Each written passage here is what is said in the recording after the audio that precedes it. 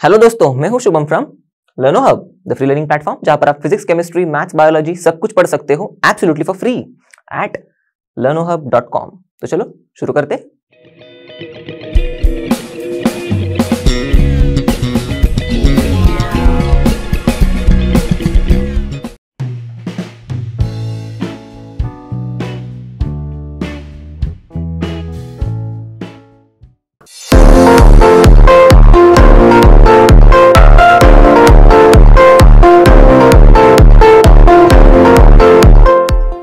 तो चलो देखते हैं इस चैप्टर का पहला सवाल। Write down the electronic configuration of first Cr3+।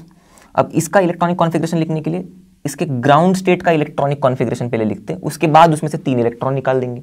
तो ग्राउंड स्टेट के लिए इसका एटॉमिक नंबर जरूरी होना पता होना जरूरी है। तो क्रोमियम क्या होगा? Scandium, titanium, vanadium, chromium 24, correct. अब आर्गॉन रहेगा, नोबल गैस, इससे शुरुआत करेंगे हम। और बचे हुए 6 इलेक्ट्रॉन्स 3d और 4s में जाएंगे। तो पहले 2 तो इसमें जाएंगे और 4 इसमें जाएंगे। अगर ऐसा लिख दोगे तो गलत हो जाएगा, क्योंकि ऐसा ये एग्जिस्ट करता ही नहीं है। ये क्या सोचता है कि भाई मैं मेरा 4s का एक इलेक्ट्रॉन 3d में डाल के 3d को 5 कर दूं तो मैं ज़्यादा स्टेबल हो जाता हूँ। इसीलिए ये कुछ इसका इलेक्ट्रॉनिक कॉन्फ़िगरेशन ऐसा होता है। Okay, 3d5 4s1।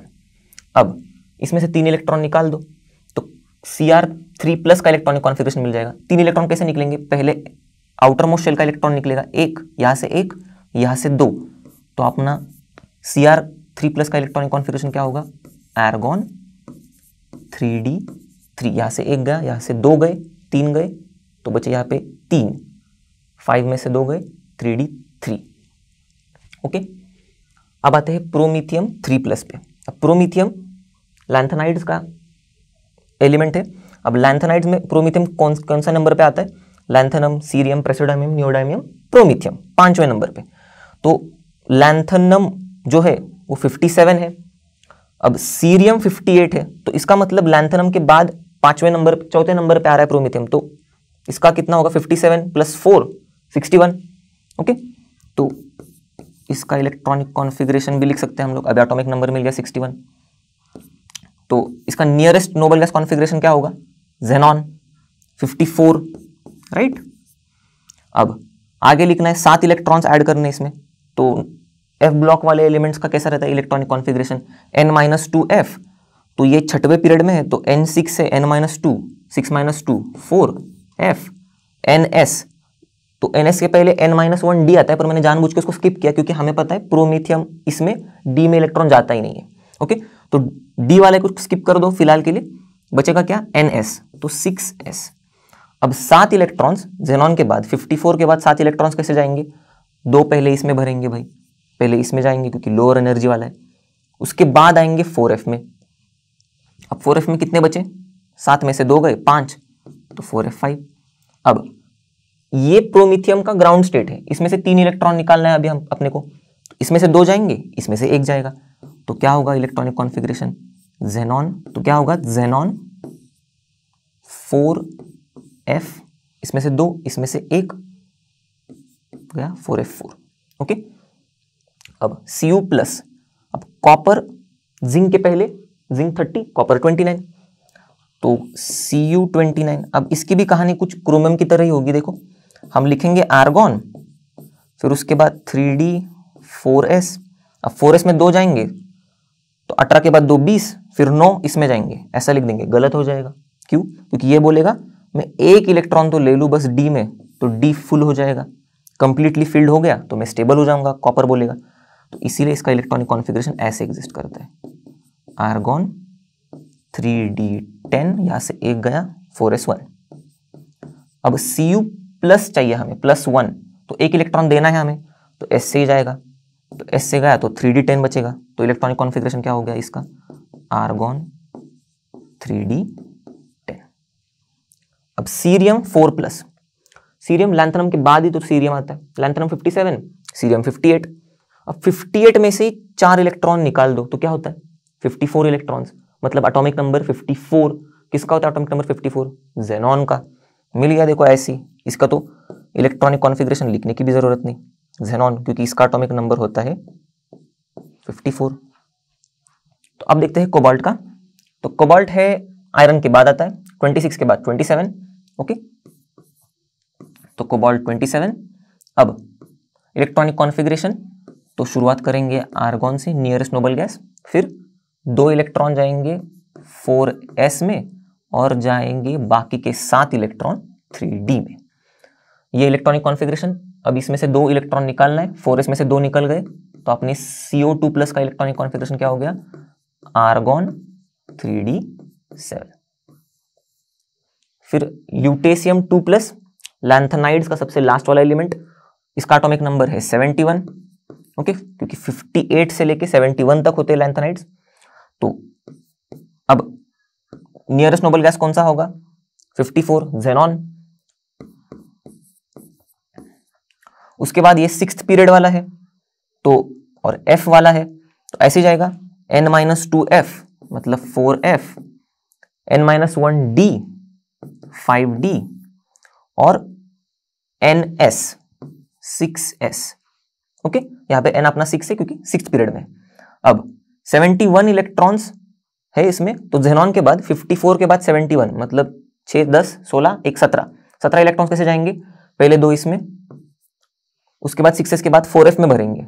4f में कितने जाएंगे, टोटल 14 जा सकते, तो 2 और 14 हो गए 16, हमें भरने हैं 17, तो 1 इसमें डाल देंगे। तो ये इसका इलेक्ट्रॉनिक कॉन्फ़िगरेशन। अब इसमें से 2 निकालना है, तो 2 यहां से ही खुशी खुशी से निकल जाएंगे, तो क्या होगा अपना Lu2+ का electronic configuration, xenon 4f14 5d1।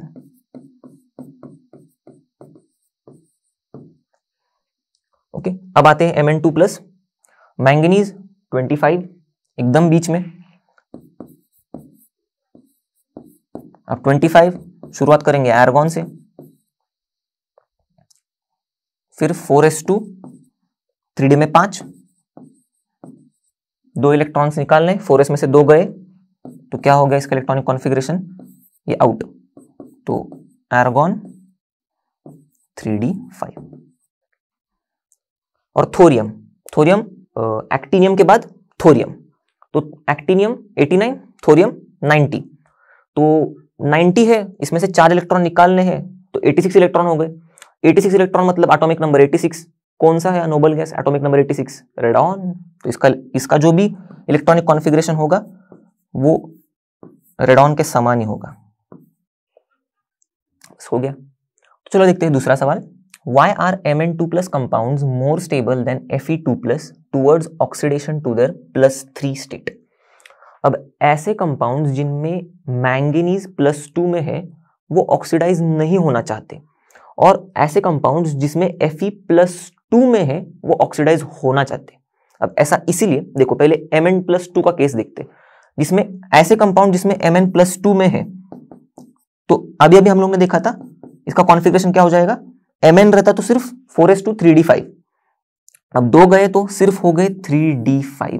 Okay, argon 3d5, तो इसका मतलब ये d5 कॉन्फ़िगरेशन में जो हाफ फील्ड है, स्टेबल है, अब ये ऑक्सीडाइज होके Mn+3 में नहीं जाना चाहता। क्यों? क्योंकि और एक इलेक्ट्रॉन देना पड़ेगा इसको ऑक्सीडाइज होना है, तो अब एक इलेक्ट्रॉन यहां से ही जाएगा, तो इसका इलेक्ट्रॉनिक कॉन्फ़िगरेशन क्या हो जाएगा, 3d4। अब ये तो हाफ फील्ड नहीं है, अनस्टेबल है ये, तो ये स्टेबिलिटी की तरफ से अनस्टेबिलिटी तरफ क्यों जाएगा भाई, इसीलिए ये फेवर नहीं करते to get oxidise to their +3 state.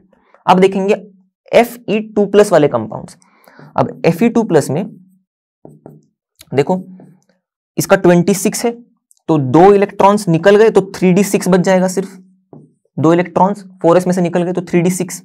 अब इसे ऑक्सीडाइज होके Fe+3 में जाना बहुत पसंद करेगा ये, क्यों? क्योंकि और एक इलेक्ट्रॉन दे देगा ये।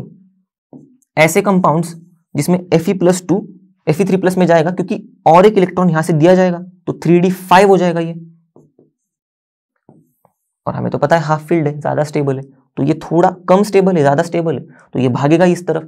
इसीलिए Fe2+ जिसमें होते हैं कंपाउंड्स में वो टेंड टू ऑक्सीडाइज ऐसे कंपाउंड में जिसमें Fe+3 में जाए। बस, अब देखते हैं नेक्स्ट सवाल।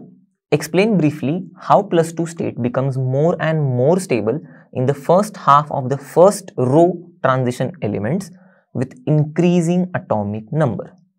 अब इसे कुछ ऐसे समझते, देखो first half of first row transition elements कौन से होते? फर्स्ट हाफ में scandium, titanium, vanadium, chromium, manganese, पहला half first series of transition elements का। अब इसमें हम लोग इलेक्ट्रॉन्स जो भर रहे डी ऑर्बिटल में, वो कैसे भर रहे? अब समझ लो 4s जो है वो इसमें भी 4s2 है, इसमें भी 4s2 है, इसमें भी 4s2 है, बस इसी में 4s1 है। ओके, इसमें भी 4s2 है। तो 3D में कैसे इलेक्ट्रॉन्स भर रहे? 4s2 के बाद 3d1, फिर इसमें 3d2, इसमें 3d3, इसमें 3d5 हो रहा है बस, क्योंकि 4s का एक यहां पे जा रहा है तो 3d4 को 3d5 कर रहा है। ओके, और इसमें भी 3d5। तो ध्यान से देखेंगे तो ये जो d ऑर्बिटल्स है,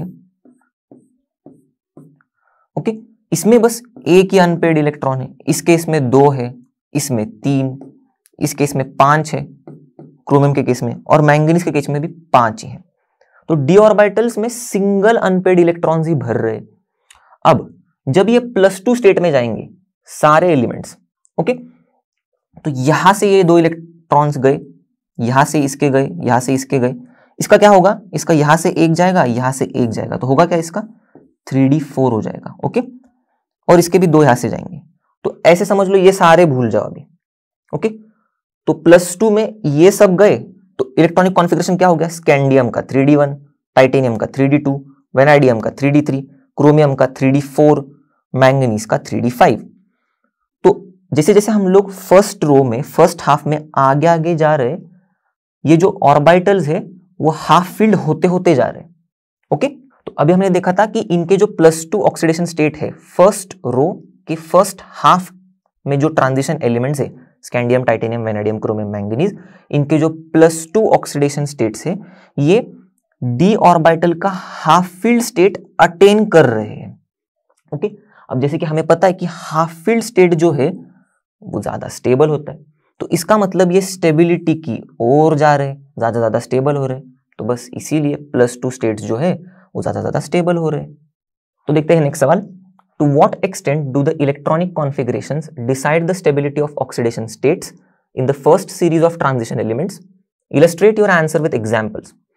अब जब हम फर्स्ट सीरीज की बात करते हैं ट्रांजिशन एलिमेंट्स की, तो उनमें जो स्टेबल ऑक्सीडेशन स्टेट्स होते हैं वो उनके हाफ फील्ड या फिर कंप्लीटली फील्ड डी ऑर्बिटल्स की वजह से होते हैं। ओके, तो एग्जांपल देखते हैं, फिर अच्छे से समझ में आएगा।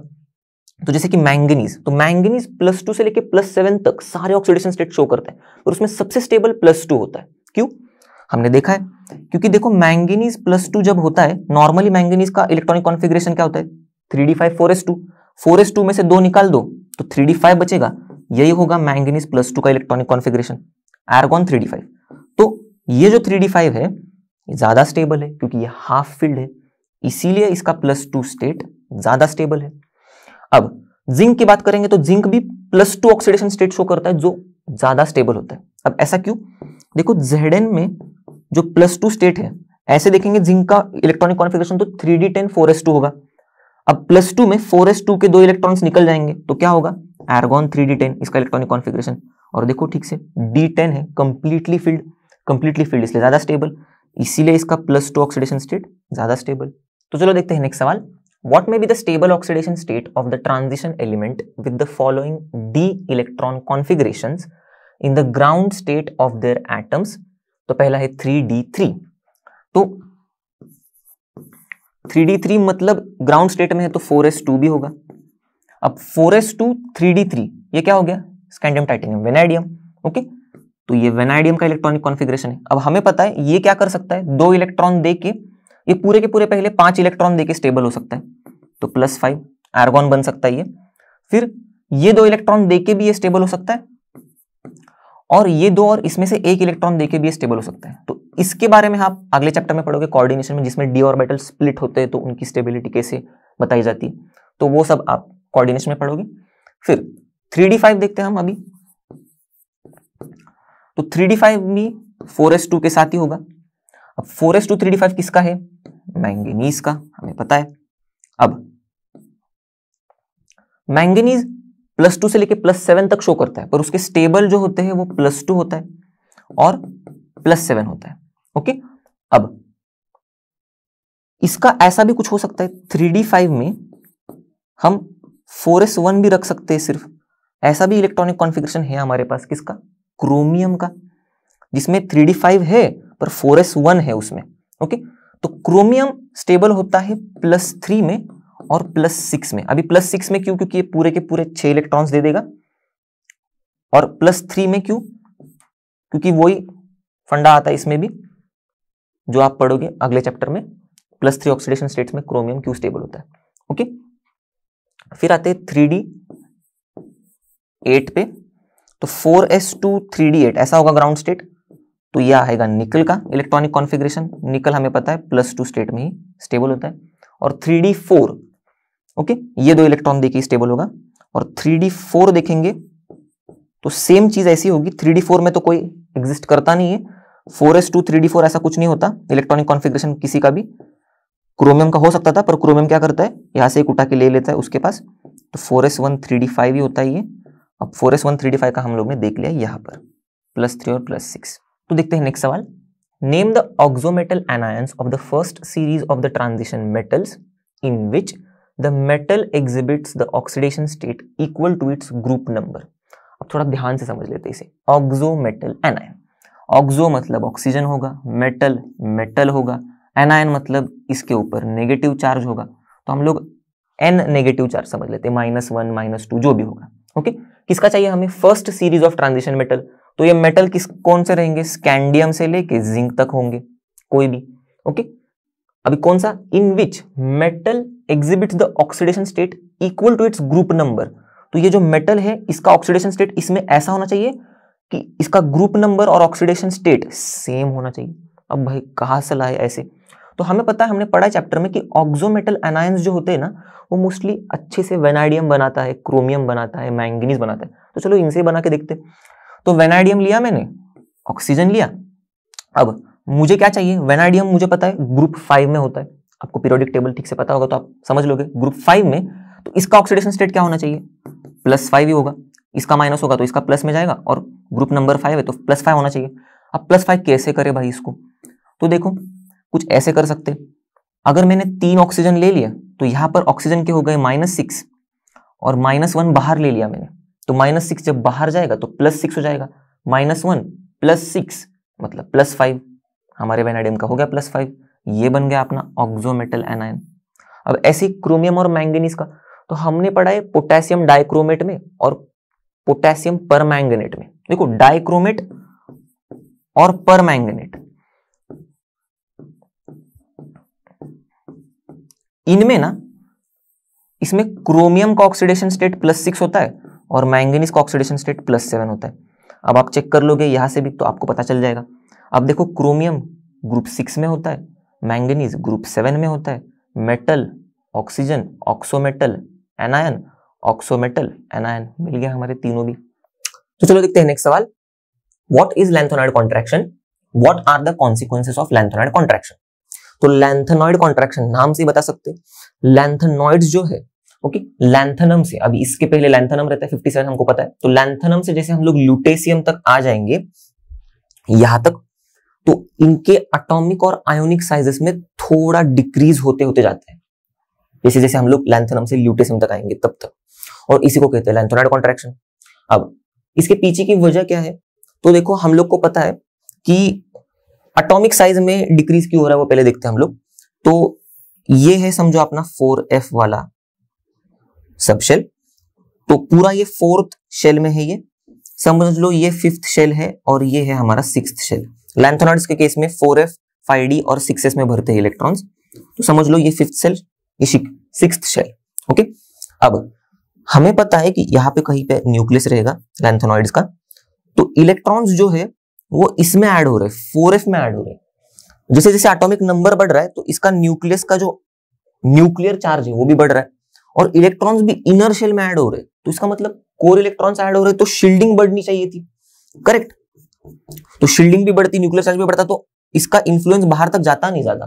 पर हो क्या रहा है हमें पता है, ये f इलेक्ट्रॉन्स बहुत ही पुअर शील्ड करते, तो इसी के वजह से ये जो न्यूक्लियस का इन्फ्लुएंस है ये आउटर मोस्ट इलेक्ट्रॉन तक पहुंच पा रहा है, और इसीलिए ये इसको थोड़ा सा अंदर खींच रहा है, बस। अब ये था, इसीलिए एटॉमिक साइज डिक्रीज हो रहा था। अब आयोनिक साइजेस के बारे में बात करेंगे तो समझो लैंथनम या फिर लैंथेनॉइड्स के +3 स्टेट को देखते हैं हम लोग। तो +3 स्टेट में ये 5th और 6th शेल जो होंगे ना, उसमें कुछ भी नहीं होगा, ओके, क्योंकि यहां से 2 इलेक्ट्रॉन्स निकल गए होंगे, यहां से भी उसका 1 इलेक्ट्रॉन निकल गया होगा, ओके। तो आ जाएंगे हम लोग सिर्फ 4th शेल पे, ओके, जिसमें 4f वाले सब शेल में इलेक्ट्रॉन्स भर रहे। अब ये रहा न्यूक्लियस। अब इसके लिए आउटर मोस्ट शेल तो ये ही रहेगा बस, क्योंकि इसके बाहर तो अभी इलेक्ट्रॉन्स है ही नहीं। अब एडेड जो इलेक्ट्रॉन्स है वो 4f ऑर्बिटल में ऐड हो रहे, ओके। इसे जैसे हम लोग जाएंगे सीरियम, प्रेसियोडाइमियम, नियोडाइमियम, ऐसे, तो ये इलेक्ट्रॉन्स यहाँ पर ऐड हो रहे। अब हमें पता है कि f ऑर्बिटल्स का जो शेप होता है बहुत डिफ्यूज होता है, तो मतलब एक इलेक्ट्रॉन इस किनारे तो दूसरा इलेक्ट्रॉन दूसरे किनारे, तो कैसे भाई ये इसको शील्ड कर पाएगा? न्यूक्लियस अगर यहाँ पर है तो ये इसको कैसे शील्ड कर पाएगा? देखो, न्यूक्लियस का इन्फ्लुएंस डायरेक्टली आने वाले इलेक्ट्रॉन पर पड़ रहा है, तो इसीलिए ये फिर खींच रहा है, इन्फ्लुएंस पड़ रहा है तो ये इसको खींच रहा है आगे, तो इसीलिए साइज जो है वो थोड़ा कम हो रहा है, बस। तो चलो देखते हैं इनके कॉन्सिक्वेंसेस। तो सबसे पहला कॉन्सिक्वेंस है लैंथेनॉइड कॉन्ट्रैक्शन का, कि ये जो सेकंड सीरीज है ट्रांजिशन एलिमेंट्स की, ओके, और ये थर्ड सीरीज, इनके प्रॉपर्टीज सिमिलर होते हैं। अब कैसे? तो देखो, हमने पढ़ा है कि लैंथेनॉइड कॉन्ट्रैक्शन में लैंथेनम से लेके ल्यूटेशियम तक साइज कम होते जाता है, करेक्ट? तो होता क्या है, हम लोग को पता है डाउन द ग्रुप हम जब जाएंगे तब साइज बढ़ेगा। तो यूट्रियम से हम जब लैंथेनम तक जा रहे हैं तो साइज बढ़ रहा है, पर लैंथेनम से ल्यूटेशियम तक जा रहे हैं तब साइज कम इतना हो रहा है, मतलब थोड़ा थोड़ा करके इतना कम हो रहा है कि भाई ये जिरकोनियम का जो साइज है 160 पिकोमीटर कुछ है, और हैफनियम का साइज 159 पिकोमीटर हो जाता है, मतलब ऑलमोस्ट सेम हो जाता है इनका साइज। ऐसे जाएंगे तो ये नियोबियम और टैंटलम, इनका भी साइज ऑलमोस्ट सिमिलर होता है। मोलिब्डेनम, टंगस्टन, इनका भी साइज ऑलमोस्ट सिमिलर होता है। ऐसे ऐसे जाएंगे तो पूरे सेकंड और थर्ड सीरीज एलिमेंट्स जो है ट्रांजिशन एलिमेंट्स, इनके साइजेस सेम हो जाते हैं। अब अगर समझो साइज सेम हो गए हैं तो बाकी के सारे प्रॉपर्टी सेम हो जाएंगे। अब बेचारे इनके सारे प्रॉपर्टी सिमिलर होने की वजह से ये नेचर में एक साथ पाए जाते हैं। तो हमारे लैंथेनॉइड कॉन्ट्रैक्शन ने क्या काम कर दिया? काम बढ़ा दिया अपना। नेचर में एक साथ पाए जा रहे तो इनको सेपरेट करने में बहुत डिफिकल्टी होती है। अब दूसरा कॉन्सिक्वेंस देखते हैं, क्या है? लैंथेनॉइड्स के बीच की सिमिलरिटी। अब ऐसा इसीलिए है क्योंकि हमने देखा था कि साइज बहुत कम हो रहा है, थोड़ा थोड़ा सा ही साइज कम होने की वजह से ऑलमोस्ट इनके साइजेस एक ही रेंज में होते हैं, और इसी वजह से इनके केमिकल प्रॉपर्टीज भी सिमिलर हो जाते हैं। अब इनके केमिकल प्रॉपर्टीज सिमिलर तो फिर से वही कहानी, नेचर में एक साथ पाए जाएंगे, और फिर इनको प्योर स्टेट में अलग अलग करना, जैसे प्रोमीथियम को समारियम से अलग करना, यूरोपियम को गाडोलियम से अलग करना मुश्किल हो जाता है। पर आजकल कोई नए एडवांस टेक्निक्स के वजह से, जैसे कि आयन एक्सचेंज मेथड वगैरह, तो इनको सेपरेट किया जा सकता है। कैसे? तो इनके जो ट्राइवैलेंट आयंस है, इनके साइजेस में जो थोड़ा बहुत जो डिफरेंस है, इसके वजह से इनकी कुछ प्रॉपर्टीज जैसे कि solubility, hydration, complex ion formation, ऐसे प्रॉपर्टीज में थोड़ा बहुत फर्क आ जाता है, और इसी थोड़े बहुत फर्क को यूज करके इनको सेपरेट किया जाता है। तो आप देखते हैं तीसरा कॉन्सिक्वेंस, इनके जो हाइड्रोक्साइड्स होते हैं, इनकी बेसिसिटी के ऊपर बहुत इफेक्ट होता है। अब कैसे देखते हैं?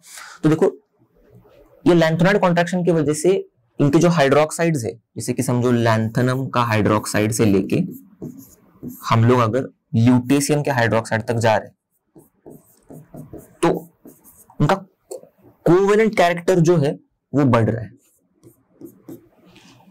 अब ऐसा क्यों, ऐसा कैसे हो रहा है, ये सब ये समझते हैं। देखो, कॉन्ट्रैक्शन हो रहा है साइज में, तो यहां पर ये लैंथेनम जो है वो +3 स्टेट में है, यहां पर ये ल्यूटेशियम भी +3 स्टेट में, मतलब सब लैंथेनाइड्स +3 स्टेट में है इनके बीच में, जो भी हाइड्रोक्साइड्स बना रहे। अब हमने देखा है कि +3 स्टेट में जो इनके आयंस है, आयोनिक रेडिया इनका कम होता है, वो तो लैंथेनॉइड कॉन्ट्रैक्शन है। तो अगर आयोनिक रेडिया इनका कम हो रहा है, कैटायोनिक रेडिया कम हो रहा है, तो हमने पढ़ा है कैटायोनिक रेडिया कम हो रहा है, मतलब साइज कम हो रहा है, ओके, कैटायन का। तो उसका मतलब क्या होता है? कोवेलेंट कैरेक्टर बढ़ता है, क्लास 11 चैप्टर 4। तो अब इसका कोवेलेंट कैरेक्टर बढ़ने से इसकी बेसिसिटी पे कैसे फर्क पड़ रहा है? देखो, ये स्ट्रांगली बॉन्ड बनाएंगे OH के साथ, तो ये OH को जाने नहीं देंगे। अगर ये OH को जाने नहीं देंगे तो इनकी बेसिसिटी कम होती जाएगी, और यही हो रहा है। तो बढ़ते हैं अगले सवाल पर। What are the characteristics of transition elements and why are they called transition elements? Which of the D block elements may not be regarded as the transition elements? पूरी कहानी में ट्रांजिशन एलिमेंट ही चल रहा है। तो चलो पहले कैरेक्टरिस्टिक देख लेते हैं ट्रांजिशन एलिमेंट्स की। तो सबसे पहला, ये जो ट्रांजिशन एलिमेंट्स है इनके पास मेटालिक कैरेक्टर्स होते हैं, मतलब मेटालिक लस्टर है, मैलेबल है, डक्टाइल है, और थर्मल और इलेक्ट्रिकल कंडक्टिविटी भी इनकी बहुत अच्छी है, और इनमें हाई टेंसाइल स्ट्रेंथ भी है।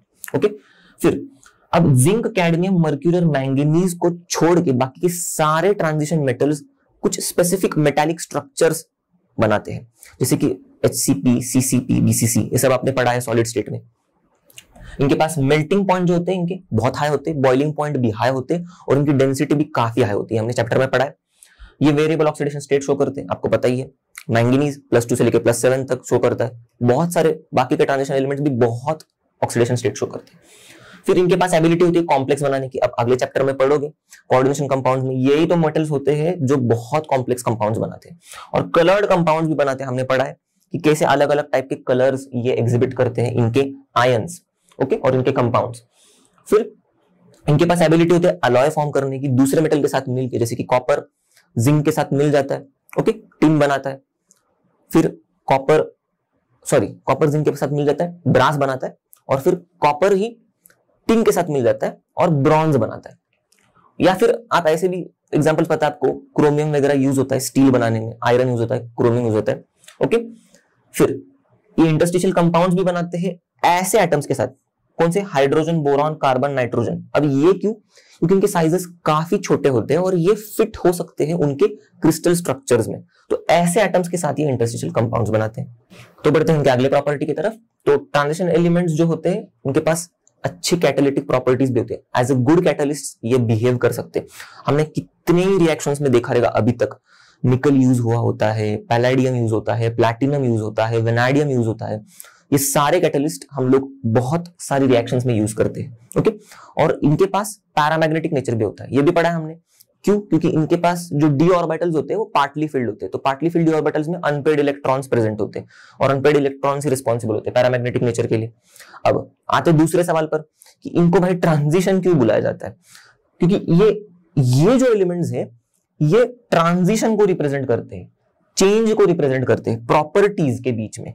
किनके प्रॉपर्टीज के बीच में की चेंज? ये highly electropositive S block elements जो है इनके प्रॉपर्टी से लेके highly electronegative P block elements के बीच में जो ट्रांजिशन हो रहा है प्रॉपर्टीज का, वो इनके थ्रू हो रहा है, और इसीलिए इनको ट्रांजिशन एलिमेंट्स बोलते हैं। अब आते हैं इसी क्वेश्चन के तीसरे सब क्वेश्चन पर, जिसमें यह पूछा गया था कि कौन से एलिमेंट्स को हम लोग ट्रांजिशन एलिमेंट्स नहीं मानते। तो देखो, IUPAC के अनुसार ट्रांजिशन एलिमेंट्स वो एलिमेंट्स है जिनमें पार्टली फिल्ड डी ऑर्बिटल्स हो इन न्यूट्रल या फिर आयोनिक स्टेट में, ओके। तो इसका मतलब ये जो हमारे जिंक, कैडमियम, मर्क्यूरी और कॉपरनीशियम जो है, हमें पता है कि इनका जो इलेक्ट्रॉनिक कॉन्फ़िगरेशन होगा 4s2 तो भर गया, यहाँ पे 3d10 होगा, यहाँ पर 4d10 होगा, 5d10, 6d10 ऐसे। तो इसका मतलब इनका जो d ऑर्बिटल है ये d10 है पूरा का पूरा। अब न्यूट्रल स्टेट में d ऑर्बिटल कंप्लीटली फिल्ड है।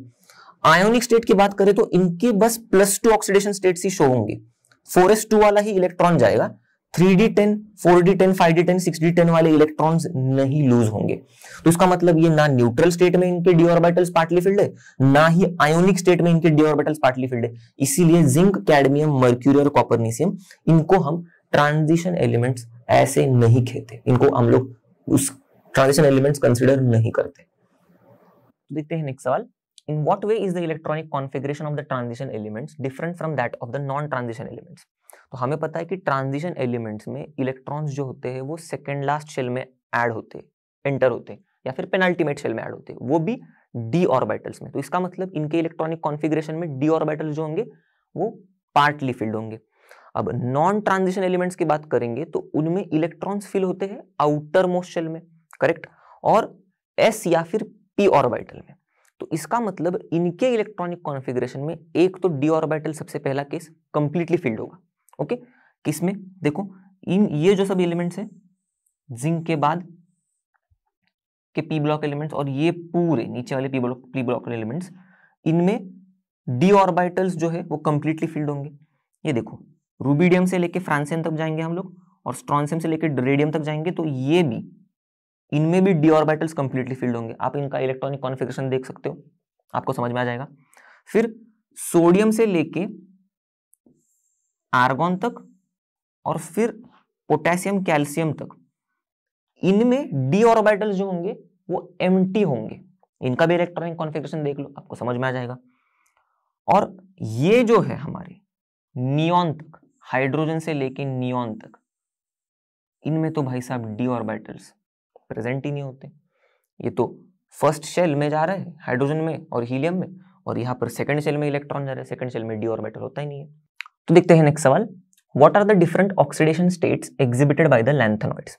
तो लैंथेनॉइड्स 3 ऑक्सीडेशन स्टेट्स एग्जिबिट करते हैं, वो कौन से हैं, +2, +3 और +4, ये हमने चैप्टर में पढ़ा है। और इनमें से सबसे कॉमन होता है +3 वाला ऑक्सीडेशन स्टेट, ये भी हमने अच्छे से पढ़ा है। अब देखते हैं अगला सवाल, explain giving reasons. First, transition metals and many of their compounds show paramagnetic behaviour. अब हमें पता है कि ट्रांजिशन एलिमेंट्स में डी ऑर्बिटल्स जो होते हैं वो पार्टली फिल्ड होते हैं। अब उनके वजह से डी ऑर्बिटल्स में अनपेड इलेक्ट्रॉन्स होते हैं, कुछ ना कुछ अनपेड इलेक्ट्रॉन्स तो होंगे ही पार्टली फिल्ड होने की वजह से। अब ये जो अनपेड इलेक्ट्रॉन्स है, इनके पास मैग्नेटिक मोमेंट होता है, बस इसीलिए ट्रांजिशन मेटल्स और उनके कंपाउंड्स पैरामैग्नेटिक बिहेवियर दिखाते हैं। अब देखते हैं next, the enthalpies of atomisation of the transition metals are high. अब सेम कहानी फिर से, पार्टली फिल्ड ऑर्बिटल्स होते हैं तो इनमें अनपेड इलेक्ट्रॉन्स होते हैं। अब यही अनपेड इलेक्ट्रॉन्स फिर से गेम खेलते हैं, इन्हीं के वजह से इनके जो एटम्स है ट्रांजिशन मेटल्स के, ये एक दूसरे के साथ स्ट्रॉन्ग इंटर एटॉमिक इंटरैक्शन करते हैं। तो इसके वजह से होगा क्या, इन एटम्स को सेपरेट करने के लिए एनर्जी ज्यादा लगेगी, और एटम्स को सेपरेट करने के लिए एनर्जी जो लगती है उसे क्या कहते हैं, एंथैल्पी ऑफ एटोमाइजेशन। तो इसी का मतलब, इसीलिए एंथैल्पी ऑफ एटोमाइजेशन ज्यादा लगेगी। तो चलो देखते हैं नेक्स्ट सवाल, the transition metals generally form coloured compounds. अब इसके पीछे की स्टोरी इनके इलेक्ट्रॉन से ही होती है। देखो, तो ये जो ट्रांजिशन मेटल्स हैं, इनके जो डी ऑर्बिटल्स होते हैं, आप पढ़ोगे अगले चैप्टर में एकदम इन डेप्थ, तो ये स्प्लिट हो जाते हैं हायर एनर्जी वाले डी ऑर्बिटल्स में और लोअर एनर्जी वाले डी ऑर्बिटल्स में। यहां पर हम लोग इतना इन डेप्थ में नहीं देखेंगे। तो होता क्या है, इनके इलेक्ट्रॉन्स को बड़ी ही उछल कूद करनी होती है, तो इनके इलेक्ट्रॉन्स ऐसे उड़ी मार के हायर एनर्जी डी ऑर्बिटल में जाते हैं। अब कैसे जाएंगे, ऐसे थोड़ी जाएंगे, वो रेडिएशन को एब्जॉर्ब करते हैं। ओके, अब ये जो रेडिएशन है ये विजिबल रीजन को बिलोंग करता है, तो कोई ना कोई कलर वाला रेडिएशन ही एब्जॉर्ब करता है और लोअर एनर्जी डी ऑर्बिटल से हायर एनर्जी डी ऑर्बिटल में जाता है। अब कोई कलर वाला रेडिएशन एब्जॉर्ब कर रहा है, तो जो एब्जॉर्ब नहीं कर रहा है उसे वो एमिट करेगा। तो जो एब्जॉर्ब नहीं कर रहा है उसे वो एमिट कर रहा है, तो जो रेडिएशन वो एमिट कर रहा है उसका कलर जो है वो कॉम्प्लीमेंट्री होता है उस रेडिएशन से जो एब्जॉर्ब करता है। अब ये दूसरी वाली बात थोड़ी ध्यान से समझते हैं, जो एमिट कर रहा है, तो समझो एग्जांपल लेते हैं Ti3+ का। अब ये पर्पल कलर का रेडिएशन एमिट करता है, ओके, तो इसका मतलब ये एब्जॉर्ब कौन सा कर रहा है, पर्पल का कॉम्प्लीमेंट्री कलर का रेडिएशन, वो होता है येलो, बस। तो इसीलिए ये इलेक्ट्रॉन्स की उछल कूद की वजह से ट्रांजिशन मेटल्स कलर्ड कंपाउंड्स बनाते हैं। तो देखते हैं नेक्स्ट सवाल, transition metals and their many compounds act as good catalyst. तो ट्रांजिशन मेटल्स क्या खेल खेलते हैं, देखो, तो इनके जो एटम्स होते हैं सरफेस पर, कैटलिस्ट के जो एटम्स हैं, ओके, सरफेस वाले, ये क्या करते हैं, रिएक्टेंट मॉलिक्यूल्स के साथ बॉन्ड बना देते हैं, कुछ ऐसे समझ लो। तो इससे हो क्या रहा है, ये जो रिएक्टेंट मॉलिक्यूल जो दूर थे कहीं पर, वो इसके सरफेस पर आ रहे हैं, तो इनका कॉन्सेंट्रेशन बढ़ रहा है, प्लस इनके साथ बॉन्ड बनाने की वजह से, कैटलिस्ट के साथ बॉन्ड बनाने की वजह से इनके बीच की बॉन्डिंग, रिएक्टेंट मॉलिक्यूल्स के बीच की बॉन्डिंग भी वीक हो रही है। अब इन दोनों के वजह से इसका जो एक्टिवेशन एनर्जी है, अगर कैटलिस्ट यूज नहीं करते तो कुछ ज्यादा होता, एक्टिवेशन एनर्जी कैटलिस्ट यूज करने पर कम हो रहा है। बस हमें पता है एक्टिवेशन एनर्जी कम हो रहा है, रिएक्शन कैटलाइज हो रहा है, फटाक से रिएक्शन में से रिएक्टेंट्स प्रोडक्ट तक जा रहे और ट्रांजिशन एलिमेंट्स ने कैटलाइज कर दिया रिएक्शन को। अब इनकी दूसरी खास ability multiple oxidation state show करने की, हमें तो अच्छे से ही पता है, तो इसका एग्जांपल देखते हैं। तो देखो Fe3+ जो होते हैं ये कैटलाइज करते हैं किन के बीच का रिएक्शन, आयोडाइड आयंस और परसल्फेट आयंस के बीच का रिएक्शन। तो कुछ ऐसा हो जाता है, आयोडाइड आयंस अपने 2 इलेक्ट्रॉन्स इन्हें दान कर देते हैं परसल्फेट आयंस को, और आयोडीन बन के निकल जाते हैं, और परसल्फेट आयंस के पास 4 इलेक्ट्रॉन आने की वजह से ये खुद को कुछ ऐसे एडजस्ट कर लेता है कि सल्फेट आयन बन जाता है और 2 सल्फेट आयन्स बना लेता है, तो ये 4 नेगेटिव चार्जेस ये बरोबर अपने ऊपर बैलेंस कर लेते हैं। अब ये जो रिएक्शन है इसे हमको फास्ट करना है, तो ले आओ Fe3+ को। तो ये क्या करता है, तो ये अपना हीरो जो है Fe3+, ये आयोडाइड आयंस को बोलता है कि भाई साहब तुम लोग के 2 इलेक्ट्रॉन्स दे दो मुझे। तो ये इनके 2 इलेक्ट्रॉन्स लेके इनको बनाता है आयोडीन, और इसमें से एक इलेक्ट्रॉन एक Fe3+ लेगा, दूसरा इलेक्ट्रॉन दूसरा Fe3+ लेगा। ऐसे 2 इलेक्ट्रॉन्स 2 Fe3+ मॉलिक्यूल्स लेंगे और इलेक्ट्रॉन लेने की वजह से चार्ज कम हो जाएगा, Fe2+ हो जाएंगे। तो 2 Fe2+ यहां पर आपको मिलेंगे। देखो अब हमें सभी को पता है, हमने पढ़ा भी है, ये Fe3+ ज्यादा स्टेबल होता है Fe2+ से। यहाँ पर D5 कॉन्फ़िगरेशन, यहाँ पर D6 कॉन्फ़िगरेशन, तो ये फिर से जाएगा इनके पास, यहाँ पर आएगा और बोलेगा पर सल्फेट आयंस को कि भाई साहब जाने दो, अभी गलती से मैंने इलेक्ट्रॉन ले लिया है आयोडीन से, अब तुम मेरे 2 इलेक्ट्रॉन ले लो। तो 2 इलेक्ट्रॉन मतलब एक Fe2+ एक इलेक्ट्रॉन देगा, दूसरा Fe2+ दूसरा इलेक्ट्रॉन देगा। अब ये दोनों भी इलेक्ट्रॉन दे के Fe3+ बन जाएंगे, तो ये फिर से Fe3+ बन गया। देखो 2 Fe3+, और ये 2 इलेक्ट्रॉन लेके H2O8, और ऑलरेडी उसके पास 2 इलेक्ट्रॉन है, और 2 इलेक्ट्रॉन लेके ये खुद को कुछ ऐसा एडजस्ट कर लेगा कि ये SO4 2- बन जाएगा और 2 SO4 2- बनेगा। तो 4 इलेक्ट्रॉन्स बरोबर से अपने ऊपर झेल लेगा ये। What are interstitial compounds? Why are such compounds well known for transition metals? अब इंटरस्टिशियल कंपाउंड्स क्या होते हैं समझ लेते हैं। तो जब स्मॉल साइज वाले एटम्स जैसे कि हाइड्रोजन, कार्बन, नाइट्रोजन या फिर बोरॉन भी, अगर ये मेटल का जो क्रिस्टल लैटाइस है इसके अंदर जो स्पेसेस है, अगर ये इसमें फंस जाए इन स्पेसेस में, तो ये कुछ नया टाइप का कंपाउंड बनाते हैं, और ऐसे कंपाउंड्स को ही इंटरस्टिशियल कंपाउंड्स बोलते हैं। अब बढ़ते हैं अगले सवाल पर कि भाई ट्रांजिशन मेटल्स क्यों वेल नोन है ऐसे कंपाउंड्स बनाने के लिए? क्योंकि ट्रांजिशन मेटल्स का जो क्रिस्टल लैटाइस है, इनके जो एटम्स होते हैं क्रिस्टल लैटाइस, इनके क्रिस्टल लैटाइस में जो एटम्स होते हैं इनके बीच में बहुत सारे स्पेसेस होते हैं, तो ये इजीली अकोमोडेट कर सकते हैं स्मॉलर साइज एटम्स को, इसीलिए ये वेल नोन है इंटरस्टिशियल कंपाउंड्स बनाने के लिए। तो बढ़ते हैं अगले सवाल पर। How is the variability in oxidation states of transition metals different from that of non transition metals? Illustrate with examples. तो ट्रांजिशन मेटल्स जो वेरिएबल ऑक्सीडेशन स्टेट्स शो करते हैं, वो ऐसे शो करते हैं कि उन ऑक्सीडेशन स्टेट्स के बीच का जो डिफरेंस है वो यूनिटी है, 1 है। ओके, तो इसका एग्जांपल देखते हैं। हमें एग्जांपल भी पूछा है, तो हमें पता है मैंगनीज +2 से लेके +7 तक ऑक्सीडेशन स्टेट शो करता है, +2 +3 +4 +5 +6 +7। अब इनमें देखो हर एक ऑक्सीडेशन स्टेट के बीच का डिफरेंस यूनिटी 1 है। अब वही नॉन ट्रांजिशन एलिमेंट्स की बात करेंगे, तो ये जो वेरिएबल ऑक्सीडेशन स्टेट्स शो करते हैं, तो इनकी ऑक्सीडेशन स्टेट्स में जो डिफरेंस है वो मोस्टली नॉर्मली 2 का होता है, 2 का। और एग्जांपल देखते हैं इनका। तो देखो नाइट्रोजन हमने पढ़ा है ग्रुप 15 DNF ब्लॉक से पहले P ब्लॉक पढ़े थे हम लोग, तो उसमें हम लोग ने पढ़ा है नाइट्रोजन एग्जिबिट करता है +3 और +5 ऑक्सीडेशन स्टेट। तो देखो ये +3 और +5 में कितना डिफरेंस है, यूनिट ऑफ 2। तो चलो देखते हैं नेक्स्ट सवाल।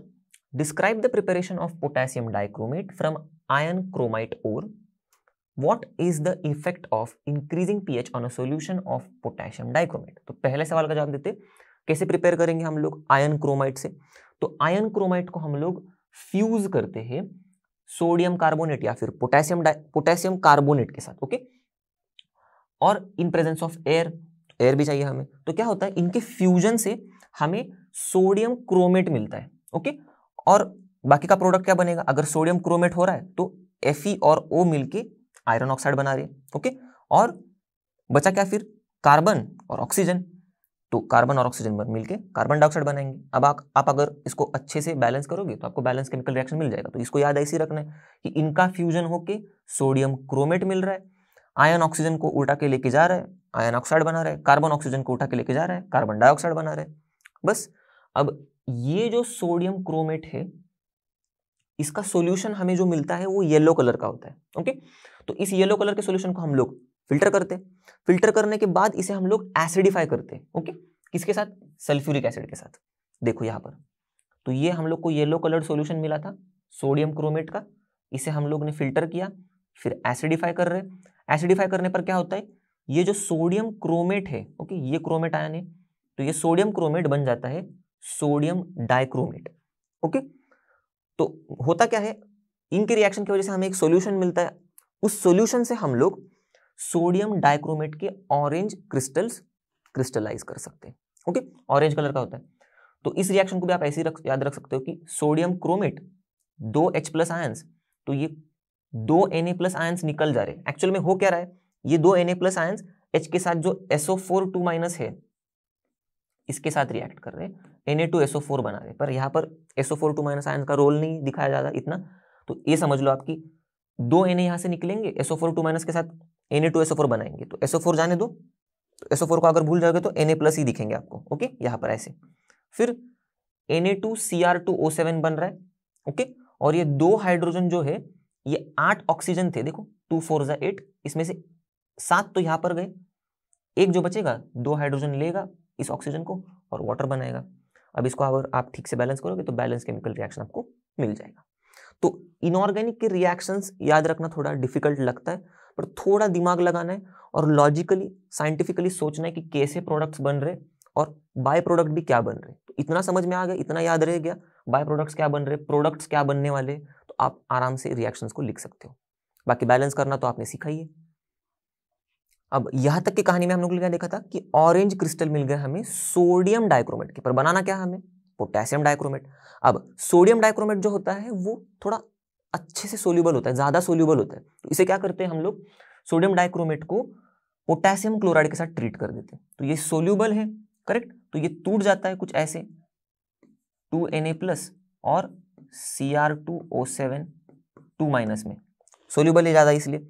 और फिर ये K क्या करता है, बस इसी का फायदा लेता है और इसके पास चला जाता है, बोलता है कि ये मेरे पास 2 K+ है यहाँ पर, चलो मेरे साथ कंपाउंड बना लो, तो K2Cr2O7 हमें हमारा पोटेशियम डाइक्रोमेट मिल जाता है। तो हो रहा क्या है यहाँ पर, ये बेचारा सोडियम फिर Cl के पास आ जाएगा, बोलेगा चलो बना लेता हूं मैं NaCl। तो अब प्रिपरेशन देख लिया, अब इफेक्ट क्या होता है पोटेशियम डाइक्रोमेट सॉल्यूशन पर अगर हम लोग पीएच बढ़ा रहे उसका। तो जब पीएच बढ़ाते हैं, हम लोग ने पढ़ा है चैप्टर में कि ये जो क्रोमेट और डाइक्रोमेट आयन है ना, एक दूसरे के साथ खेलते रहते हैं, कैसे, पीएच के बेसिस पर। तो अगर ये क्रोमेट आयन है CrO4 2-, तो ये डाइक्रोमेट बन जाता है, कब, जब एसिडिक पीएच हो। ओके, तो पीएच हम लोग ने अगर कम कर दिया तो क्रोमेट आयन डाइक्रोमेट बन जाएगा, और अगर हम लोग ने पीएच बढ़ा दिया, मतलब बेसिक कर दिया पीएच को, तो डाइक्रोमेट हमें क्रोमेट आयन दे देगा।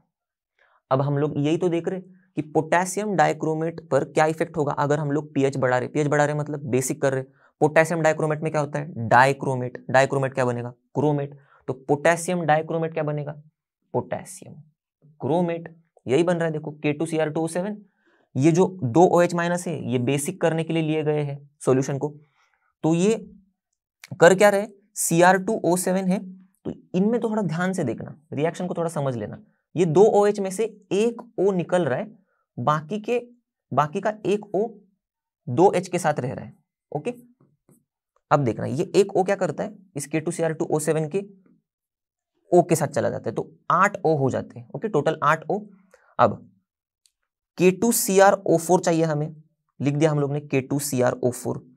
अब हो क्या रहा है देखो, हमें यहां पर Cr जो है हमारा ये एक ही है और रिएक्टेंट में Cr2 है, तो इसलिए हम लोग ने यहां पर 2 डाल दिया। ओके, अब 2 Cr करने की वजह से 4 K हो गए, इसलिए हम लोग यहां पर 2 K+ आयन ले रहे। अब आगे देखो, ये 2 K+, तो K हो गया बैलेंस, Cr हो गया बैलेंस। अब O की बात करते, ये एक O यहां पर जा रहा है, 7 O मिलके 8 O बना रहे, तो 8 ऑक्सीजन देखो 2 4 8 ऑक्सीजन हो गए। अब बचे क्या, हाइड्रोजन और बचे हुए ऑक्सीजन, तो ये सब हो गए। अब बचे हुए हाइड्रोजन और ऑक्सीजन कितने थे, 2 हाइड्रोजन देखो यहां पर और 1 ऑक्सीजन मिलके वाटर बना रहे।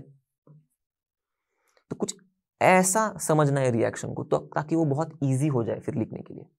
तो चलो देखते हैं नेक्स्ट सवाल। Describe the oxidising action of potassium dichromate and write the ionic equations for its reaction with first iodide, second iron 2 solution and third hydrogen sulphide. Okay, अब ऑक्सीडाइजिंग एक्शन बताना है इसका, तो हमें पता है, हमने चैप्टर में पढ़ा है कि ये स्ट्रॉन्ग ऑक्सीडाइजिंग एजेंट होता है और इसका ऑक्सीडाइजिंग एक्शन एसिडिफाइड सॉल्यूशंस में होता है। तो इसका रिएक्शन कैसे लिखेंगे कि इसका ऑक्सीडाइजिंग एक्शन कैसे हो रहा है एसिडिफाइड सॉल्यूशन में, तो ये है उसका रिएक्शन। क्रोमेट आयन लिया हम लोग ने, एसिडिफाइड सॉल्यूशन ले लिया, और ये इलेक्ट्रॉन्स का रोल कैसे प्ले कर रहा है ये भी बताऊंगा मैं अभी। तो हम लोग को क्या दे रहा है ये समझना है पहले। डाइक्रोमेट से हमें Cr3+ आयन्स मिल रहे हैं। अब इसमें ये देखो खुद यहां पर आप देखोगे तो Cr का जो ऑक्सीडेशन स्टेट है ये +6 है। ओके, कैलकुलेट करके देख लेना। तो ये +6 से यहां पर दिख रहा है +3 में जा रहा है, तो इसका मतलब ये खुद रिड्यूस हो रहा है, खुद रिड्यूस हो रहा है, इसीलिए तो इसका ऑक्सीडाइजिंग नेचर दिख रहा है इस रिएक्शन में, राइट। अब इस रिएक्शन को कैसे लिखे भाई, तो देखो लिया हम लोग ने Cr2O7, बरोबर, एसिडिक कंडीशन से इसलिए H+ आयंस ले लिए। ओके, अब ये खुद Cr2O7 2-, ये खुद रिड्यूस हो रहा है, रिड्यूस मतलब गेन कर रहा है इलेक्ट्रॉन को, तो इलेक्ट्रॉन भी दे देते भाई इसको। ओके, पहले बस लिख लेते क्या क्या आने वाला है। फिर हमें पता है कि Cr3+ में ये खुद रिड्यूस हो रहा है, तो लिख दिया Cr3+, और बचेगा क्या, हाइड्रोजन और ऑक्सीजन, क्या बनाएंगे, वाटर, चलो लिख दिया वाटर। अब इसे बैलेंस करेंगे ना तो समझ में आ जाएगा कि क्यों इतने सारे ये हम लोग ने लिए हुए हैं, 14 हाइड्रोजन क्यों लिए, 6 इलेक्ट्रॉन क्यों लिए। देखो अब 7 ऑक्सीजन है, तो यहां पर 7 ऑक्सीजन होने चाहिए, राइट। तो 7 ऑक्सीजन अगर हम लोग कर देंगे तो 14 हाइड्रोजन हो जाएंगे। अब 14 हाइड्रोजन हमें यहां पर लेके आने पड़ेंगे, तो इसीलिए 14 H+ लग रहे। अब थोड़ा ध्यान देना, अब हाइड्रोजन ऑक्सीजन का खेल खत्म हो गया, अब क्रोमियम बच गया, ये 2 क्रोमियम है तो यहां पर भी 2 क्रोमियम आएंगे। ओके, अब सब हो गया बैलेंस, और चार्जेस बच गए बैलेंस होना। अब यहां पर देखो ध्यान से, 2 3 6+, तो टोटल 6 चार्जेस है, +6 है यहाँ पर, तो यहां पर 14 प्लस 14 चार्ज है, 2 माइनस मतलब +14 - 2 +12 हो जाएगा।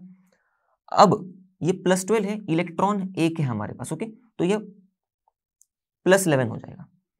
अब +11 को हम लोग को +6, इन दोनों को समान करना है, तो क्या करना पड़ेगा, ये 1 इलेक्ट्रॉन है और 5 इलेक्ट्रॉन हम लोग लेके आएंगे, तो मतलब टोटल 6 इलेक्ट्रॉन लेके आएंगे। तो देखो अभी ये +6 हो जाएगा। देखो कैसे, +14, ये -2 और -6 मिलकर क्या हो जाएंगे, -8, +14 -8 क्या होता है, +6। ओके, अब ये पूरा बैलेंस हो गया, इसीलिए हमें ये इसका एसिडिक नेचर ऐसे दिख रहा है इस रिएक्शन में, ये पूरा रिएक्शन। अब देखते हैं, अब ये एक बार समझ में आ गया ना तो चुटकियों में काम खत्म हो जाएगा। तो आयोडाइड के साथ ये कैसे रिएक्ट कर रहा है, अब हमें पता है कि इसे 6 इलेक्ट्रॉन्स की जरूरत है। ओके, तो एक आयोडाइड के पास कितने होते हैं, 1 इलेक्ट्रॉन एक्स्ट्रा होता है, तो हम लोग क्या करेंगे, 6 आयोडाइड लेते हैं, फिर 6 इलेक्ट्रॉन की जरूरत है ना इसको, तो 6 आयोडाइड लिए, तो 6 आयोडाइड क्या करेंगे, 6 इलेक्ट्रॉन देंगे, करेक्ट। फिर 6 आयोडीन, तो ये आयोडाइड इलेक्ट्रॉन जब देगा तब आयोडीन हो जाएगा, तो आयोडीन तो I2 होता है, तो मतलब ये 3 आयोडीन के मॉलिक्यूल्स बना देगा। अब इस रिएक्शन को और इस रिएक्शन को, ये दोनों भी हाफ रिएक्शन है, देखा, इन दोनों को अगर हम लोग ऐड कर देंगे तो इनका जो ये साइड के टर्म्स ये साइड के टर्म्स के साथ मैच कर रहे, तो देखो कौन से कर रहे हैं वो कट कर देंगे हम लोग, तो 6 इलेक्ट्रॉन यहाँ पर 6 इलेक्ट्रॉन कट हो रहा है। देखो फिर और कुछ कट हो रहा है क्या, यहाँ हुआ कुछ भी नहीं, तो यही रिएक्शन का पूरा सार यहाँ पर लिखा है। देखो Cr2O7 2-, ये देखो +14H+ +6I- यहाँ पर आया, फिर 2Cr3+, ये यहाँ पर आया, +7H2 यहाँ पर आ गया, और क्या बचा है हमारा 3I2। तो यहां पर आयोडाइड को इसने आयोडीन में ऑक्सीडाइज कर दिया है। चलो, तो इसी तरह से हम लोग को अभी K2Cr2O7 में हमारा जो डाइक्रोमेट है ये रिड्यूस करेगा Fe2+ सॉल्यूशन को। तो कैसे रिड्यूस करेगा, जैसे कि उसने आयोडाइड को किया था रिड्यूस, Fe2+ से वो Fe3+ में कन्वर्ट करेगा। ओके, तो चलो इसका अगर आयोनिक इक्वेशन लिखना है हमें, तो हम लोग क्या करते हैं, पहले ये Fe2+ Fe3+ कैसे बन रहा है ये थोड़ा देख लेते हैं। ओके, तो ये हमें पता है इलेक्ट्रॉन देके ही बनेगा। अब हमारा जो लॉजिक था कि ये जो डाइक्रोमेट का जो आयन है इसको 6 इलेक्ट्रॉन की जरूरत है, राइट। वो हम लोग ने इक्वेशन पीछे पढ़ा था कि डाइक्रोमेट का एसिडिक सॉल्यूशन में उसका ऑक्सीडाइजिंग नेचर कैसा होता है, उसका इक्वेशन। ओके, तो वो एक बार इक्वेशन लिख लेते, ओके, तो यहाँ पर हम लोग ने देखा था ये +6 ऑक्सीडेशन स्टेट में था, +3 हो रहा है, और इसको कितने इलेक्ट्रॉन लग रहे हैं, 6 इलेक्ट्रॉन्स। तो बस अब इस Fe2+ को बोलेंगे कि भैया हमें 6 इलेक्ट्रॉन की जरूरत है। तो चलो Fe2+ को बोला 6 इलेक्ट्रॉन चाहिए, उसने 6 Fe3+ बना दिए और 6 इलेक्ट्रॉन सप्लाई कर दिए।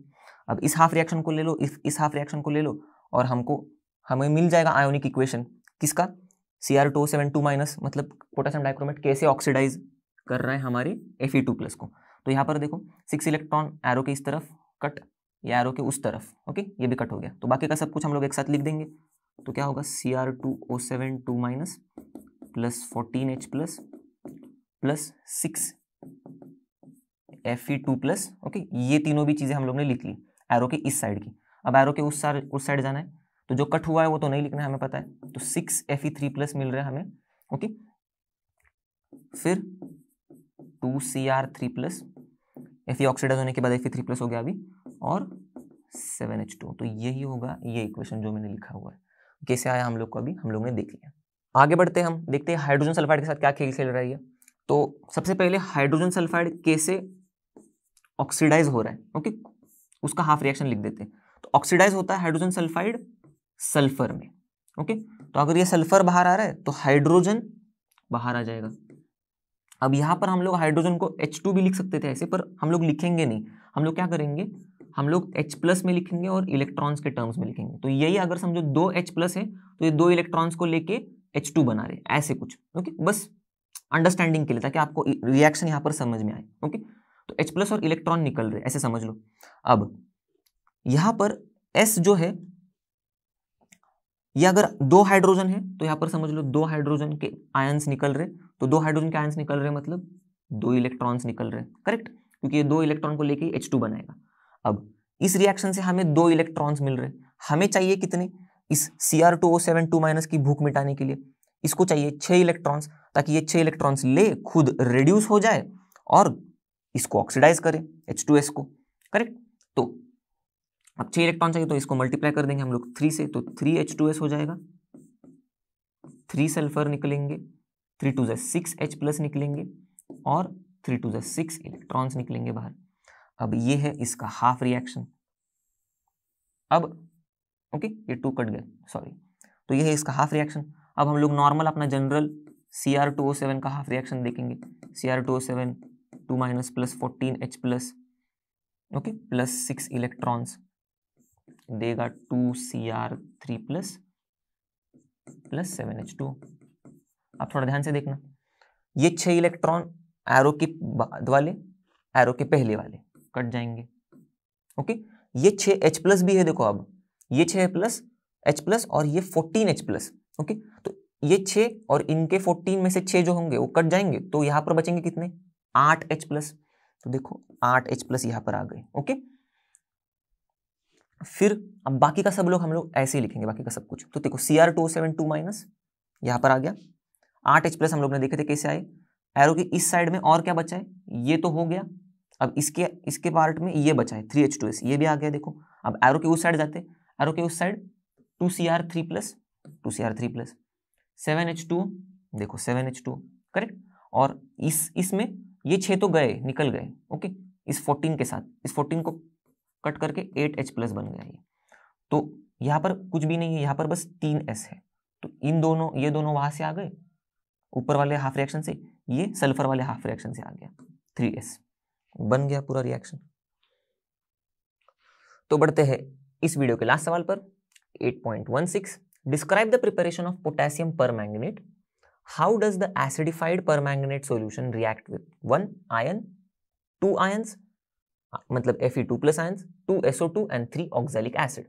Right the ionic equations for the reaction. तो पहला सवाल का जवाब देते, कैसे प्रिपेयर करना है पोटेशियम परमैंगनेट को। हम लोग क्या करते हैं, ये मैंगनीज डाइऑक्साइड जो है इसका हम लोग फ्यूजन करते हैं एल्कली मेटल हाइड्रोक्साइड्स के साथ। अभी एल्कली मेटल पता है हमें, सोडियम पोटेशियम वगैरह। तो सोडियम हाइड्रोक्साइड लो, पोटेशियम हाइड्रोक्साइड लो, तो यहाँ पर हम लोग ने जानबूझ के पोटेशियम हाइड्रोक्साइड लिया क्योंकि हमें पोटेशियम परमैंगनेट चाहिए। तो पोटेशियम हाइड्रोक्साइड के साथ इसका फ्यूजन करेंगे in presence of oxidising agents जैसे कि KNO3। तो यहां से इसका ये ऑक्सीजन आ जाएगा। अब ये रिएक्शन फ्यूजन करने के बाद ये दोनों मिलके पोटेशियम मैंगनेट बना रहे, ओके। ऐसे खुशी खुशी में परमैंगनेट मत होने देना इसे गलती से। पोटेशियम मैंगनेट MnO4, इसके ऊपर -1 का चार्ज होता है। ओके, तो -1 का चार्ज होता है, तो इसीलिए -2 का चार्ज होता है, सॉरी -2 का चार्ज होता है, इसीलिए हमें 2 K+ आयन लगते हैं, तो इसीलिए K2MnO4 हो जाता है इसका फॉर्मूला। ओके, अब ये KMnO ये सब बना रहा है KMnO4, बचा क्या, हाइड्रोजन और ऑक्सीजन बेचारे, तो ये बनाएंगे वाटर। तो इसको बैलेंस करोगे ठीक से तो मिल जाएगा बैलेंस केमिकल रिएक्शन। अब होता क्या है, ये जो पोटेशियम मैंगनेट है ये डार्क ग्रीन कलर का होता है, देखो। ओके, और इसको अगर हम लोग एसिडिक सॉल्यूशन में लेके जाएंगे तो ये परमैंगनेट आयंस एसिडिक सॉल्यूशन में डिस्प्रोपोर्शनेट होते हैं। ओके, अब डिस्प्रोपोर्शनेट का मतलब हमें पता है क्या होता है, पी ब्लॉक में हमें पढ़ा है कि ये जो मैंगनीज है जिस ऑक्सीडेशन स्टेट में है ये कुछ ऐसे 2 कंपाउंड्स बनाएगा जिनमें एक में ऑक्सीडेशन स्टेट कम होगा, दूसरे में ऑक्सीडेशन स्टेट ज्यादा होगा। तो यहां पर आप देखोगे तो मैंगनीज जो है +6 ऑक्सीडेशन स्टेट में है। ओके, तो ये क्या कर रहा है, एक कंपाउंड बना रहा है MnO4-। आप देखोगे, चाहिए तो आप चेक करके देख सकते हो, ऑक्सीडेशन स्टेट इसका +7 हो जाएगा, +7 कर देता है ये, और इसका +4 होता है। तो देखो डिस्प्रोपोर्शनेट हो रहा है, +6 है इसका ऑक्सीडेशन स्टेट, ऐसे 2 कंपाउंड्स बना रहे हैं जिनमें इसका ऑक्सीडेशन स्टेट एक से ज्यादा हो, मतलब इससे ज्यादा हो तो देखो +7, और इससे कम हो तो +4। अब यहां पर हम लोग ने 4H लिए है, तो ये 4H ऑक्सीजन को उड़ा के लेके जाएंगे और वाटर बनाएंगे। इसको ठीक से बैलेंस करोगे तो बैलेंस केमिकल रिएक्शन आपको मिल जाएगा। अब मोटिव ये नहीं है MnO4- बनाने का, ये देखो यहां पर इस सॉल्यूशन में कहीं पर तो K+ आयंस भी पड़े होंगे ना, एसिडिक सॉल्यूशन है, ये MnO4 2- आयंस है तो K+ आयंस भी है। अब ये डिस्प्रोपोर्शनेट होकर कुछ ऐसे कंपाउंड्स बना रहे हैं MnO4- MnO2, तो ये MnO2 के साथ तो K कुछ जुड़ नहीं सकता, इसके साथ भी जुड़ नहीं सकता, किसके साथ जुड़ेगा बेचारा, आएगा इसी के साथ जुड़ेगा। तो MnO4-, ये देखो यहां पर लिखता हूं MnO4 ये जो है, ओके, माइनस, और ये जो K+ है आयंस में, दोनों मिल जाएंगे और हमें हमारा KMnO4 मिल जाएगा। तो कुछ ऐसा प्रिपेयर करते हैं हम लोग मैंगनीज डाइऑक्साइड से। तो और 2 मेथड्स देखते हैं कमर्शियली कैसे प्रिपेयर किया जाता है। सेम MnO2 को लेते हैं हम लोग मैंगनीज डाइऑक्साइड को, फिर से उसका वैसे ही फ्यूजन करते हैं अल्कली मेटल हाइड्रोक्साइड के साथ, KOH के साथ ले लिया हम लोग ने यहाँ पर, और ऑक्सीडाइज करेंगे उसको पोटेशियम नाइट्रेट के साथ, जैसे हम लोग ने पहले रिएक्शन में किया था। तो हमको क्या मिला था, मैंगनेट आयन मिला था, देखो MnO4-, पहले वाले रिएक्शन में भी। अब ये मैंगनेट आयन को ये लोग एसिडिक सॉल्यूशन में नहीं डालते, ओके, डिस्प्रोपोर्शनेट नहीं होने देते इसको, ये लोग इसका इलेक्ट्रोलाइटिक ऑक्सीडेशन कर देते हैं। ओके, तो देखो ऑक्सीडेशन हो रहा है इसलिए 2- -1 में हो रहा है, MnO4-2 से MnO4-1 में हो रहा है, और यहां पर ऑक्सीडेशन किया जाता है अल्कलाइन सॉल्यूशन में, एसिडिक सॉल्यूशन में नहीं किया जाता। ओके, तो ये एक बार हम लोग को ये MnO4- मिल जाता है कमर्शियली, तो इसको हम लोग K+ के साथ रिएक्शन करवा देंगे, इसका K+ के कोई रिएजेंट के साथ, और इसे हम लोग KMnO4 बना देंगे। ओके, अब लैब में कैसे प्रिपेयर करेंगे, अगर हम लोग के पास मैंगनीज 2 आयन का Mn2+ आयन का कोई सॉल्ट है और पर ऑक्सोडाइसल्फेट है, ये पर ऑक्सोडाइसल्फेट, तो हम लोग इसको इसके साथ रिएक्ट करवाएंगे मैंगनीज 2 आयन सॉल्ट के साथ, और ये इसे ऑक्सीडाइज करता है, कौन, पर ऑक्सोडाइसल्फेट इसे ऑक्सीडाइज करेगा, पर मैंगनेट आयन बना देगा। ओके, खुद बनेगा सल्फेट आयंस, और ये वाटर मॉलिक्यूल्स यहाँ पर रोल प्ले कर रहे, तो एक्सेस में जो हाइड्रोजन होंगे वो H+ बन के निकल जाएंगे बाहर। ये MnO4 फिर से K+ के साथ मिलके KMnO4 बना देगा, बस खत्म। तो चलो अब देखते हैं एसिडिफाइड KMnO4 का रिएक्शन आयन 2+ आयंस के साथ और SO2 के साथ। तो सबसे पहले एसिडिफाइड KMnO4 बोला है, राइट, तो उसको पहले एसिडिफाई करते और देखते उसका रिएक्शन ये करने के टाइम पे उसका नेचर कैसा होता है। तो हम लोग लेंगे MnO4-, क्योंकि एसिडिफाइड KMnO4 चाहिए हमें, तो ये आयन ले लिया हम लोग ने, इसको एसिडिफाई कर रहे। अब हमने पढ़ा है कि एसिडिफाइड सॉल्यूशन में MnO4 जो है ऑक्सीडाइजिंग नेचर शो करेगा। ऑक्सीडाइजिंग नेचर शो करेगा मतलब दूसरे को ऑक्सीडाइज करेगा, खुद हो जाएगा रिड्यूस, रिड्यूस मतलब इलेक्ट्रॉन खा लेगा। चलो इसको इलेक्ट्रॉन खिलाते, इलेक्ट्रॉन भी खिला दिया इसको। अब खुद हो जाएगा रिड्यूस किसमें, Mn2+ में। ओके, अब यहां पर आप देखोगे तो इसका ऑक्सीडेशन स्टेट होगा +7। ओके, 4 - 2 -8 होता है, -8 वहां जाएगा, +8 -1 +8 +7, तो यहाँ पर +7 है, +7 से देखो +2 में जा रहा है, खुद रिड्यूस हो रहा है देखो। ओके, और अब बचेगा क्या, यह H और O, तो वाटर बनाएंगे ये, सेम जैसे हम लोग ने K2Cr2O7 के साथ खेल खेला था वैसे ही खेल खेलना है अभी। अब 4 ऑक्सीजन है तो यहाँ पर भी 4 ऑक्सीजन होने चाहिए, उसके चक्कर में 8 हाइड्रोजन हो गए, यहाँ पर 8 हाइड्रोजन कर दो। अब देखो +7 से +2 हो रहा है, कितने इलेक्ट्रॉन्स खाए इसने, 5 इलेक्ट्रॉन्स खाए, तब तो +2 बन गया ये। बस ये है इसका एसिडिफाइड सॉल्यूशन में ऑक्सीडाइजिंग नेचर MnO4- का। ओके, अब इसी का इस्तेमाल करेंगे और देखेंगे अभी Fe2+ जो है ये कैसे होंगे, ऑक्सीडाइज हो रहे हैं मतलब इलेक्ट्रॉन लूज कर रहे हैं, तो Fe2+ बन जाएंगे Fe3+, करेक्ट, इलेक्ट्रॉन लूज कर रहा है। अब इसकी भूख कितनी है, 5 इलेक्ट्रॉन की, ये एक Fe2+ 1 इलेक्ट्रॉन दे रहा है, 5 Fe2+ 5 इलेक्ट्रॉन देंगे, हो गए। अभी भूख मिटा देंगे इसके, देखो कैसे, एरो के बाद वाला कटकुट चालू कर देंगे, तो 5 इलेक्ट्रॉन एरो के बाद वाला, एरो के पहले वाला 5 इलेक्ट्रॉन्स निकल जाएंगे, बाकी का कुछ तो कट नहीं होगा। अब बैलेंस कर, अब देखो MnO4-